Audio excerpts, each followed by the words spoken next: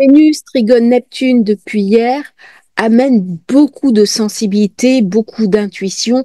C'est comme si on était connecté sur les énergies terrestres, sur les énergies célestes.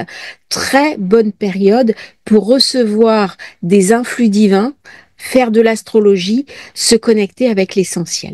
Période très mystique. D'autant que Vénus se trouve à la fin du Scorpion, elle est en puissance. Neptune est également chez lui en signe à queue. On est dans quelque chose de très émotionnel, de très subtil, de très romantique. Autant Vénus avec Uranus m'amène de l'instabilité émotionnelle, autant Vénus-Neptune m'amène du rêve, de l'idéalisme. Typiquement, c'est la princesse qui rêve du prince charmant dans le château, le palais de la Belle au bois dormant.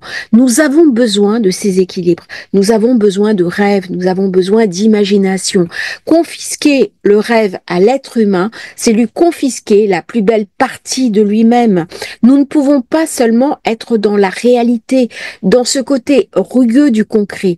Il y a en nous quelque chose d'un imaginaire auquel nous sommes invités à nous relier. Cet imaginaire nous aide dans les périodes difficiles de notre vie. Il nous aide également dans les périodes difficiles que nous avons à traverser de manière collective. Dans ces périodes, je suis connectée sur une vision très romantique de l'amour, de l'affect. Je suis invitée à revoir un petit peu mes schémas. Il y a quelque chose de très idéalisé durant cette période et je suis aussi invitée à faire le point sur comment j'aborde la question du sens dans ma vie, comment je me positionne en tant qu'être doté de conscience dans une époque difficile. On aborde en plus, au jour de pleine lune, des questions clés, des questions d'incarnation. Il y a quelque chose du réel, il y a quelque chose d'un dépassement à faire pour avoir une forme de vérité. Je n'aurai pas toute la vérité, mais je peux en avoir au moins une parcelle, une bribe, et cette bribe que je vais ramener dans mon quotidien va éclairer ma vie. Alors, bien sûr, je peux me retrouver prisonnier d'une certaine forme d'illusion, d'illumination.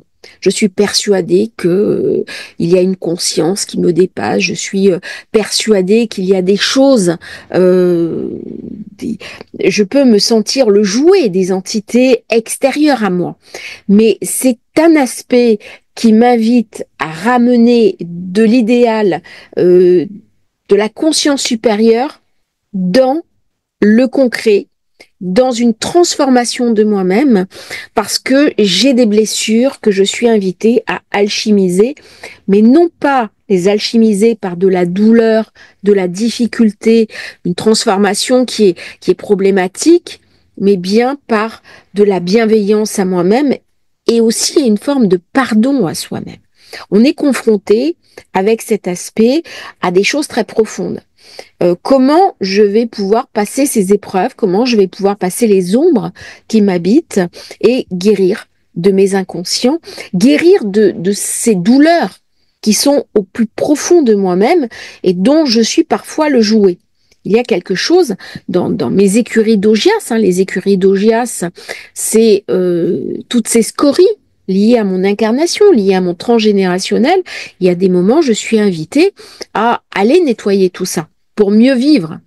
Sinon, je vais devenir le jouet de ces fantômes. Alors, des fantômes transgénérationnels, des fantômes d'incarnation de vie passée. Mais à des moments, il y a des portes qui s'ouvrent, il y a des fenêtres qui s'ouvrent, des lumières qui se font, et je suis invitée à les saisir.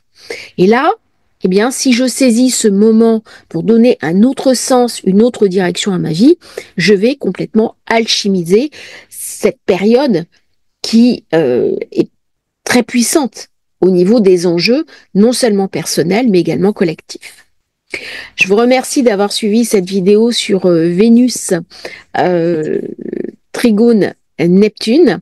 J'espère qu'elle vous aura intéressé. Si vous souhaitez commander votre thème natal, votre révolution solaire, vous avez le lien dans la description.